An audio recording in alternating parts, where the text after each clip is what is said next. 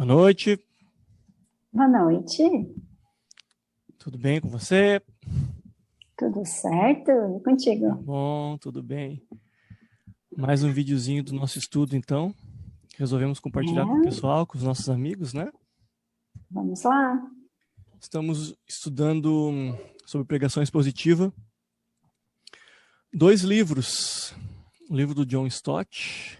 Pode mostrar aí para nós, por favor. Sim, Eu creio na pregação. E agora colocamos junto o livro do Haddon Robinson. Pregação bíblica, o desenvolvimento e a entrega de sermões expositivos. Vamos falar hoje de um subcapítulo, né, do Stott e do mesmo ponto, do mesmo assunto no livro do Haddon Robinson, para ver as diferenças de abordagem, que é praticamente a mesma, eu creio, só que o Haddon Robinson aprofunda um pouco mais. E o Haddon Robinson, como é praticamente um método, né, que dá o passo a passo para tu estruturar uma pregação expositiva, ele trata desse assunto em um capítulo inteiro, então é um pouco mais diferente longo, né? do Stott, né? Que é só um ponto dentro de um capítulo, né? Exato. E de forma bem resumida, né? Pode fazer, então, a primeira parte da apresentação do subcapítulo aí do Stott, que depois eu falo um pouco do Haddon Robinson. Vamos Sim. lá. Seria bom dar uma relembrada nos outros dois encontros, né? Onde nós já falamos a respeito da importância do estudo. No livro do Stott, eu creio na pregação, nós já falamos sobre o capítulo 5, que é a chamada para o estudo. Ele é intitulado esse título, né? Chamada para o estudo, onde ele fala da importância do pregador estudar a palavra de Deus, do pregador se aprofundar, né? Em buscar conhecer mais. E ele deixa algo bem, bem claro, que é a ponte que o pregador tem que fazer, tem que criar uma ponte entre a palavra de Deus e o mundo moderno. Então, por isso que ele fala da importância de estudar a Bíblia, a palavra de Deus, estudar o mundo contemporâneo, né? Estudar o mundo moderno, e estudar, ter alguns recursos, fazer grupos de estudos, de leituras bíblicas, também nesses grupos estudar algo que é um tema relevante no mundo moderno, tudo para se criar uma ponte entre a palavra de Deus e os ouvintes, né, no mundo moderno. No segundo encontro que nós tivemos, que foi na semana passada, nós já entramos no capítulo 6, que fala que é preparando sermões. E o Stott, ele dá 6 pontos nos quais ele entende ser necessários para preparar um sermão. Nós falamos dos 2 primeiros, que é o primeiro ponto onde o pregador ele tem que encontrar o texto que ele vai expor, e o segundo ponto é onde ele tem que passar tempo e meditar nesse texto. E ele fala também que ao para encontrar o texto, o pregador ele tem 4 fatores que podem ajudá-lo a encontrar o texto, que é o calendário litúrgico, que é cada denominação tem um seu tipo de exposição, de pregação, né? E tem algumas denominações que usam o calendário litúrgico, que são as grandes datas da Bíblia que regem o calendário de pregações dessas denominações. Tem um fator externo, que é algo relevante que aconteceu, algum noticiário. Por exemplo, podemos usar a pandemia, né? Algo externo que pode fazer com que o pregador encontre o seu texto para pregar, para criar o seu sermão. Tem um fator pastoral, porque ele, como pastor, tem que conhecer a sua congregação, então ele tem que pregar nesse sentido. E o quarto, que é o pessoal. A partir de uma experiência que o pregador teve, ele consegue encontrar um texto para expor para a congregação. Então, esses foram os 2 pontos que nós falamos no encontro anterior. Dos 6 pontos que o Stott nos apresenta. E hoje nós vamos entrar no terceiro, que é o pensamento predominante. Ele entende que o pregador ele tem que isolar esse pensamento predominante do texto que ele vai expor. como tu vai falar depois, o outro autor, ele fala que é uma grande ideia, né? Encontrar a grande ideia do texto, o Stott chama de pensamento predominante. Porque, além de encontrar o texto, orar, passar tempo com o texto, o pregador, ele tem que encontrar qual é a mensagem principal desse texto. E por que ele deve fazer isso? Ele deve fazer isso porque, no primeiro momento, é porque o texto bíblico, ele tem uma mensagem principal a ser transmitida. Ele não pode, o pregador, ler um texto e entender da sua interpretação pessoal. Não, ele tem que buscar, encontrar qual é a ideia, a mensagem principal daquele texto. E também, por que ele deve fazer isso? Porque um sermão ele é diferente de uma preleção ou uma palestra. O sermão ele tem uma única mensagem para ser transmitida, diferente de uma palestra ou de uma preleção, onde o preleitor ele pode divagar, ele pode ele tem um leque maior para discursar sobre aquele tema. E é até legal que ele faça algo mais dinâmico para que a sua mensagem seja entregue. O pregador não, ele tem que entregar aquela mensagem principal que está no texto. E para isso ele tem que fazer duas perguntas. Ele tem que entender o que o escritor queria dizer naquela época, para que aquele texto foi escrito, e também fazer a pergunta o que ele quer dizer hoje. Qual é a ênfase da mensagem? É isso que ele tem que fazer, para entregar aquela mensagem principal que está no texto. Um terceiro ponto da importância de o pregador encontrar a mensagem principal é que ele tem que fazer com que o seu ouvinte fixe essa mensagem. E para isso, ele vai ter que resumir essa mensagem principal numa proposição categórica. Ele resume em uma única frase, se ele conseguir ler todo o texto, resumir em uma única frase e a mensagem principal do texto, depois ele vai criar todo um enredo e ele vai entregar essa mensagem principal. Por quê? Porque o ouvinte, ele tem que ouvir a palavra de Deus e fixar dentro do seu coração e da sua mente. Porque o sermão é a palavra viva de Deus que vai impactar o coração e a vida do ouvinte.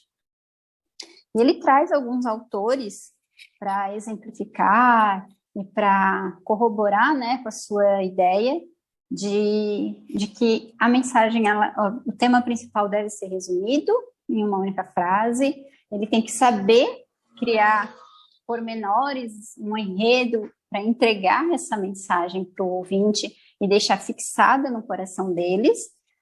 E também, em último momento, nesse item desse capítulo, o Stott fala que a importância de encontrar, depois que ele encontra qual é a mensagem principal do texto, é que todo o culto pode ser elaborado a partir da mensagem principal. Tanto os hinos, as leituras iniciais, né, eles devem todas levar o coração do ouvinte para preparar o coração dele para receber a mensagem principal. E não importa se vai se tornar repetitivo ou até mesmo simples, mas desde que a mensagem principal alcance a vida do ouvinte. Ele até usa o exemplo dos cultos dos negros americanos, que geralmente são simples, repetitivos, porém a mensagem é bem fixada.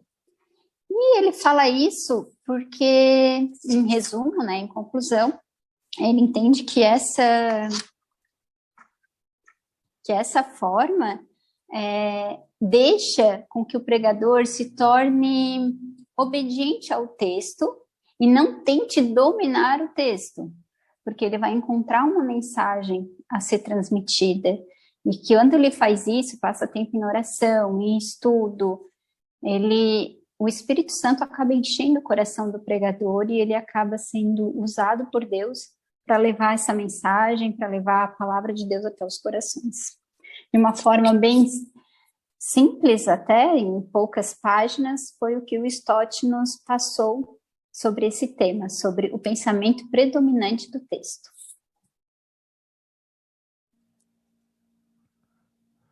Legal, muito bacana. Então, conseguimos ter uma ideia geral, né, como tu mesmo falou, do que é buscar esse pensamento dominante, essa grande ideia do texto, né? E sabermos resumir com uma proposição clara, com uma frase, para poder gravar no coração do ouvinte. Seria o resumo do que tu nos expôs, né? Eu vou fazer a minha parte agora, tentar não ser muito extenso, porque, como eu falei no início, o Haddon Robinson, ele se alonga mais no assunto, né? O Stott tratou isso em 5 páginas, que é um subponto do capítulo. O Haddon Robinson, acho que em 15, 16, acho que, sei lá, 17 páginas, ele está tratando do assunto. E vamos começar, então. O título do capítulo que o Haddon Robinson dá é Qual é a grande ideia? É o segundo capítulo já. No primeiro capítulo ele faz uma defesa da pregação expositiva e ele já parte para esse assunto importantíssimo que é a gente achar a ideia central do texto, né? Como tu trouxeste ali. Ele começa com uma introdução, ele sempre gosta de fazer isso nas pregações dele e também nos livros, que parte de algo do dia a dia, na realidade do ouvinte. Ele fala sobre a ópera, que ele não gosta, nunca gostou muito de ir em ópera, porque por mais que ele compreendesse que é um teatro ali encenado através da música e tem uma história, ele nunca conseguia entender o enredo, nunca saía de lá com uma coisa unificada, coesa, e ele não gosta de ópera. Daí ele faz um link com o que acontece muitas vezes nas igrejas, né? De o membro lá, ou mesmo o visitante, ir ao culto e não conseguir sair de lá com uma ideia unificada, com uma mensagem clara do que foi falado na pregação. Ele conta até uma historinha de um senhor que foi na igreja. Daí quando chegou em casa, a esposa perguntou, tá, mas estava legal o culto? Estava bom? Ele, não, estava muito bom, a mensagem muito boa. E sobre o que foi a mensagem? Daí ele, o pregador falou sobre o pecado. E, que legal, e o que ele falou sobre o pecado? E, acho que ele era contra. Então, tu vê que era uma ideia totalmente abstrata que ele tinha, ele não conseguia resumir em uma sentença, em uma frase, ou em uma, usando o termo técnico do Stott, proposição categórica. O que era a mensagem do pregador. E por que isso é um problema? Por mais que a gente compreenda que o Espírito Santo não precisa de uma pregação amarradinha para pegar, às vezes, um ponto do texto e extrair daquele ponto uma verdade que vai se fazer verdade, palavra viva no coração do ouvinte e vai gerar transformação. Ele não precisa disso nesse aspecto, mas num sentido de ensino da palavra de Deus e edificação do corpo de Cristo através da Bíblia, através da mensagem que Deus revelou ao autor do texto, para se fazer mensagem, palavra viva, para nós, isso acaba sendo um problema, porque as pessoas saem da igreja às vezes com fragmentos. O Haddon Robinson usa a expressão uma cesta de fragmentos. Então tu está com um monte de coisa ali que não tem conexão nenhuma umas com as outras. Ao invés de sair com uma mensagem que foi pensada com propósito de tocar no coração do ouvinte através daquilo que o texto visava comunicar. Ele fala algo também dentro dessa introdução dele que é muito interessante porque a gente vê às vezes nas igrejas, né? Muitas vezes, até por causa da questão metodológica, os pregadores vão para o texto tentando encontrar no texto um esboço de uma pregação. Então já começa a ler o texto e já vê o primeiro versículo. Isso aqui pode ser meu primeiro ponto. Tá. Segundo versículo. Tem 2 assuntos aqui, ó. Eu acho que pode ser o segundo e o terceiro ponto. Terceiro versículo. Não achei nada. Quarto versículo. Tá aqui, ó. já tem 4 pontos, já tá bom. Um sermão de 4 pontos está muito legal. No final eu faço uma conclusão, faço um apelo, tá tudo certo. Então as pessoas, muitas vezes, os pregadores, por buscarem uma pregação, por buscarem um esboço para pregar, com pontos, com aquelas divisões, eles esquecem de primeiro dar esse panorama no texto para tentar buscar, pegando emprestado a terminologia do Stott, qual é o pensamento dominante. Isole o pensamento dominante do texto. Ou qual é a grande ideia, como diz Haddon Robinson. No momento em que tu tem a grande ideia clara, e tu sabe o que toda perícope, todo o texto do início ao fim quer comunicar em um sentido unificado, daí sim, como tu falaste, né? A gente pode voltar para o texto e montar o nosso enredo, montar a nossa história, montar o nosso esboço a partir dos pontos, sim, dos versículos, dos pontos do texto. Mas, e essa é a grande sacada, interpretando agora estes pontos e estes versículos a partir do óculos do pensamento dominante, a partir do óculos da grande ideia.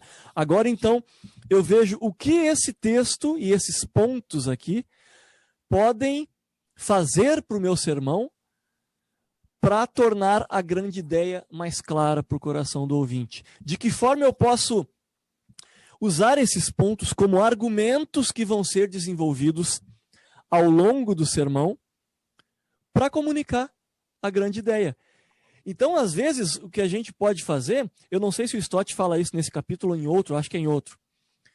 Por mais que a gente achou muitas ideias legais e ensinos bacanas ali estudando o nosso texto, meditando o texto, o Haddon Robinson também fala isso, a gente acaba deixando de lado, às vezes, algum ensino legal. Por quê? Porque ele não vai estar conectado com a grande ideia. Ele vai acabar sendo expressão minha, tá? Um ruído dentro da tua pregação, porque tu está falando sobre os processos de santificação no dia a dia, por exemplo. Daí tu tem um primeiro versículo sobre isso. Tu tem um segundo versículo que vai argumentar sobre essa ideia. Tu tem um terceiro ponto que vai ajudar a argumentar sobre essa ideia. Daí lá no teu quarto ponto, tu achou um ensino legal lá perdido em um versículo sobre a conduta moral, alguma coisa sobre fruto do Espírito. E tu diz, isso aqui é muito legal, eu tenho que passar para as pessoas. Verdade, é muito legal. Só que isso vai ajudar a fixar a ideia no coração do ouvinte, para tu unificar a mensagem do texto? Não, isso vai levá-lo para outro lugar. Então, deixa de lado esse texto, usa em uma outra pregação algum dia, sobre processos do dia a dia, enfim, sobre aquele ensino, daquela moral que tu extraiu. Mas utilize no teu esboço, nos teus pontos, apenas o que foi extraído do texto que ajude a comunicar a grande ideia.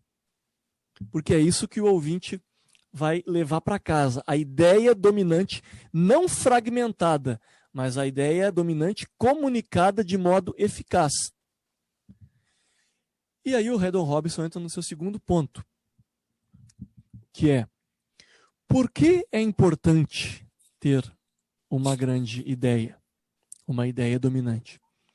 E aí nós vamos para algo que não é apenas de pregação, não é apenas de sermões expositivos, mas ele é algo que surge da própria natureza humana enquanto seres que se comunicam uns com os outros. Tanto no estudo de oratória, estudo de retórica, estudo de comunicação, a gente vê essa necessidade de ser claro no que a gente fala, porque a gente quer comunicar uma coisa que está aqui para outra pessoa, que tem uma outra mente, que tem os seus processos de compreensão baseado na vivência que ela tem, nas categorias, como ela se relaciona com o mundo, certo? Então, eu preciso ser claro. E um dos modos principais que os grandes oradores, os grandes mestres da retórica e da homilética nos ensinam, que é um modo essencial para ter uma boa comunicação, uma comunicação eficaz, é isso. tenha um tema único e se utilize daí dos argumentos que você puder para esse tema ser bem compreendido e entrar no coração do ouvinte e trazer transformação, para convencê-lo disso. Por quê? Agora trazendo para a pregação de novo, nós somos pregadores que pregamos a palavra de Deus, que ela não volta vazia, ela tem que ter um propósito para atingir o coração. E se ela tem que ter um propósito, ela tem que ter uma mensagem clara. Por isso, a defesa que o Haddon Robinson faz, que o Stott também faz, de que a gente entenda essa mensagem clara, e aí foi o teu segundo ponto, né? Através de uma proposição, através de uma frase única, clara e exata, que comunique o que todo esse texto quer dizer de uma maneira sintetizada. Como é que a gente transforma essa frase clara, essa proposição, em pregação? Tu falaste na tua apresentação de a gente desenrolar depois todo o enredo e pensar no esboço a partir da nossa relação com o ensino dominante, com a grande ideia, e com o que o texto fala disso, né? O Haddon Robinson, ele nos dá alguns modos, alguns métodos de desenvolvimento, que ele vai tratar depois no próximo capítulo, mas que ele enxerga isso como algo da comunicação, da clareza de comunicação entre as pessoas, que é vista na Bíblia. Por exemplo, profetas do Antigo Testamento. Ele mostra claramente como os profetas eram agentes que atuavam em nome de Deus, trazendo uma mensagem de Deus, querendo comunicar algo, não qualquer coisa ou um monte de coisa, mas querendo comunicar algo, e se utilizando de argumentos para comunicar algo. Por exemplo, uma profecia de juízo. A grande ideia: Deus vai julgar porque vocês não foram fiéis, vocês foram idólatras, por exemplo. O profeta comunicava isso de que forma? Através de argumentos, através de diversas formas retóricas que ele se utilizava para trazer esse argumento, essa grande ideia, para o coração de quem estava ouvindo. Isso nós vemos no Novo Testamento de maneiras mais diversas ainda, em sentido metodológico. Não que nós vamos querer fazer um anacronismo, né, tratar com uma ideia desenvolvida hoje no mundo moderno e querer impor isso à Bíblia, né, em outro momento cronológico. Não, isso seria um anacronismo, querer impor uma ideia do hoje lá atrás e dizer que os caras estavam pensando como a gente pensa hoje com essas categorias. Não é isso. A ideia do Haddon Robinson aqui é mostrar que isso, essa busca de comunicar algo e criar um desenvolvimento para clarificar isso, é tão natural do ser humano que eles já faziam isso lá de diversas formas, naturalmente, mesmo sem, talvez, pensar metodologicamente. Exemplos que ele dá 3 exemplos de desenvolvimento metódico da exposição da grande ideia. Atos 2, o sermão de Pedro. Até vou pegar aqui do livro. Ele classifica, né, ele compreende como uma espécie de desenvolvimento indutivo. Por que isso? O Pedro não expôs o propósito do sermão, a grande ideia, a proposição dominante, no começo, nem no meio. Ele foi desenvolvendo o argumento, induzindo o ouvinte até chegar àquela mensagem que ele queria. Daí ele chegou na mensagem. Tanto que no final do desenvolvimento, né, é que ele fala, no versículo 36 de Atos 2, portanto, é a conclusão do sermão, que todo Israel fique certo disso. Este Jesus, a quem vocês crucificaram, Deus o fez Senhor e Cristo. Indutivo, foi falando sobre Joel, foi falando, vocês já viram as coisas que aconteceram, isso que está acontecendo agora é o cumprimento da profecia, e foi induzindo, e foi falando e argumentando, até chegar no portanto. Agora é a mensagem que eu quero que vocês peguem, e que respondam a ela. E eles responderam, o que a gente pode fazer então com isso? Um sermão com desenvolvimento indutivo. Agora Paulo, em Atos 13, faz o contrário. É um sermão com desenvolvimento dedutivo. Ele primeiro expõe a ideia principal e depois argumenta a partir dela, de modo dedutivo, né, deduzindo ali os argumentos e mostrando como aquilo, sim, é uma verdade que tem que ser aceita. Ele começa, no versículo 23, anunciando: da descendência desse homem, Deus trouxe a Israel o Salvador, Jesus, como prometera. É uma ideia, a ideia principal que está sendo exposta no início do sermão, e depois tem um desenvolvimento dos seus pontos, da sua, para usar o teu termo, seu enredo homilético, a partir dela, de modo dedutivo. E o terceiro e último exemplo que o Haddon Robinson usa é uma mistura dos dois. Seria um desenvolvimento indutivo-dedutivo. Até certo ponto da fala, Paulo, em Atos 20, está induzindo, está argumentando para chegar até a ideia que ele quer expor. Então ele argumenta ali. Quando ele expõe a ideia, diz, esse aqui é o ponto. Daí agora ele vai traçar alguns ensinos a partir da ideia. Foi indutivo até um ponto, depois dedutivo. Isso está onde? Atos 20. Paulo está falando aos presbíteros de Éfeso, primeiramente trazendo o seu testemunho da sua própria vida como um exemplo de cuidado que ele tinha para com a igreja. A partir disso, ele fala no versículo 28. Cuidem de vocês mesmos e de todo o rebanho. Começou indutivo, falando dele, como é que ele cuidava, como é que ele desenvolvia isso, o testemunho. Daí chegou na grande ideia: cuidar de si mesmo e do rebanho. E a sequência do ensino daí é dedutiva. Ele vai tirando pontos de ensino através disso. Então veja que maravilha é a palavra de Deus, a forma como ela, de modo natural, traz isso que os nossos mestres da retórica, da oratória e da homilética, como Haddon Robinson, conseguiram sistematizar. Exato. Buscando um conceito central, unificador.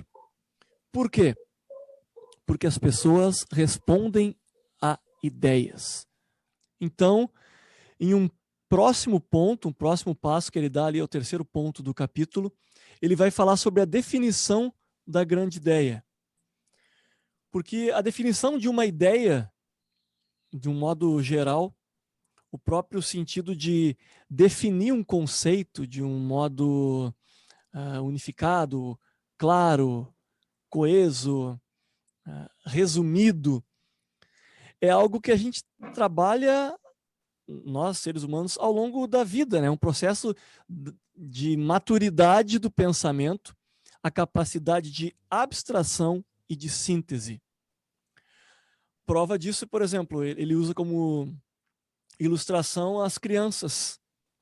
Crianças, quando vão orar pelo alimento, elas oram por cada coisa, abençoa o pão, abençoa o meu Nescau, abençoa o papá que a mãe fez, o irmãozinho, o cachorro, o papai, a mamãe. Então está enxergando o mundo, a realidade, com aquelas microestruturas fragmentadas ainda, sendo que um adulto já consegue sintetizar, abençoa o alimento, agradece o alimento, né? Muito obrigado pelo alimento, e abençoa a nossa família, né?